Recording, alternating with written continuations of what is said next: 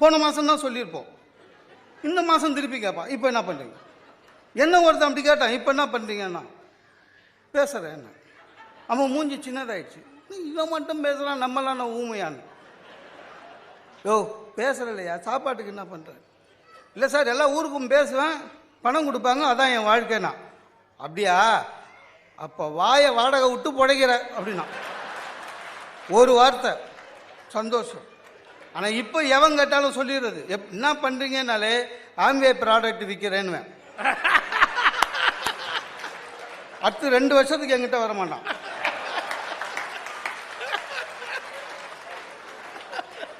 போன மாதம் ஒரு 4 நாள் ஃபுல் தண்ணியில் இருந்தேன். நான் வீட்டில் ஃபுல் தண்ணியில் இருந்தேன். வீடு ஃபுல்லாக தண்ணிங்க, கிரவுண்ட் ஃப்ளோர்லாம் போயிடுச்சு.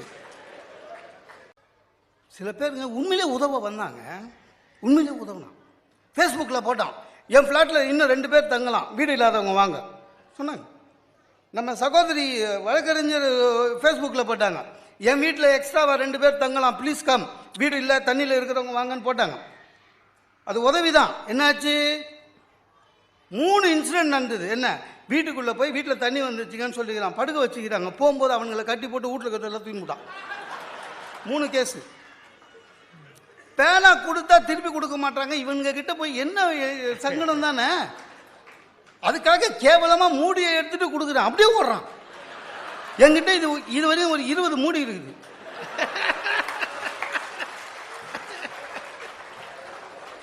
சார், அடுத்தவருக்கு உதவி செய்தால் யோசிக்கணும். அது ஒய்ஃபாக இருந்தால் கூட யோசிக்கணும். ப்ளீஸ் ஒரு ஹெல்ப் பண்ணுறீங்களா அப்படின்னு கேட்டால் டக்குன்னு அதில் தான் நம்ம மாற்றோம். உடனே உஷாராக இருக்கணும்.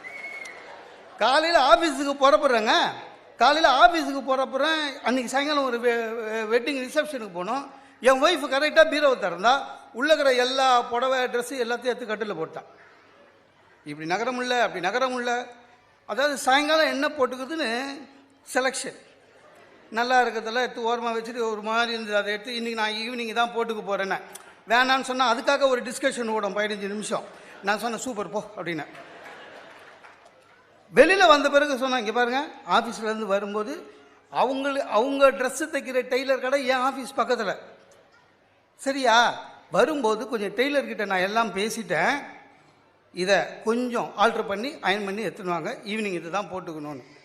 ஒரு ஹெல்ப்பு தானேங்க அப்படின்னா, பண்ணுறேனே. அன்றைக்கி வந்ததுங்க எனக்கு ஒரு சங்கடம் தான். அன்றைக்கின்னு பார்த்தா ஆஃபீஸ் பிஸி, பர்மிஷன் கேட்டால் எழுதி கொடுத்துட்டு போடான்றான்.